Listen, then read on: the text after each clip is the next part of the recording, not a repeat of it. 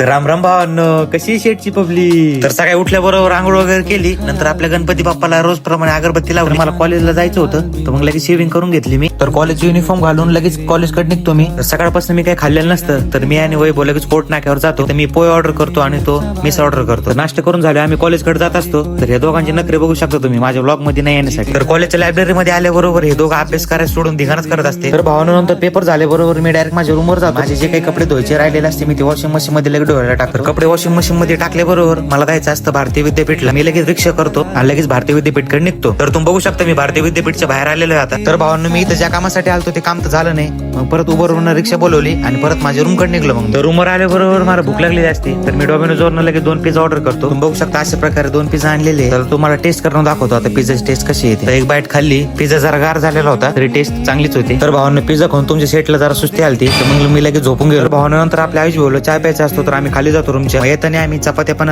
Parcel घेऊन येतो, कारण आज आम्ही बनवणार होतो कांदा भजी. तुम्ही बघू शकता आपले आयुष भाऊ कांदा कापत होते. त्यानंतर मी एका बाउल मध्ये बेसन पीठ वगैरे घेतो, त्यात मसाले वगैरे टाकतो सगळे आणि सोडा टाकून घेतो. नंतर त्यात मी कांदा टाकतो आणि पाणी टाकून त्याला मिक्स करून घेतो चांगलं. तर ते बॅटर मिक्स केल्यानंतर मी त्याला 10 ते 15 मिनिट तसं ठेवून देतो. तर तुम्ही बघू शकता आपलं भाज्याचं पीठ कसं झालेलं आहे. आणि एकीकडे मी इंडक्शनवर तेल पण गरम करायला ठेवलं होतं. त्यानंतर एक एक करून मी तेलामध्ये भजे टाकतो. तर आपल्या आयुष भाऊ म्हणत असते मला पण करू दे, मला पण करू दे. तर मग तो पण करतो एकदा. तर तुम्ही बघू शकता आपले भजे तयार झालेले. आता मी तुम्हाला टेस्ट करून सांगतो याची टेस्ट कशी आहे. तर एकदम खतरनाक झाले तुमचे शेटचे भजे. असे नवीन ब्लॉग बघण्यासाठी लोक फॉलो आणि सबस्क्राईब करा.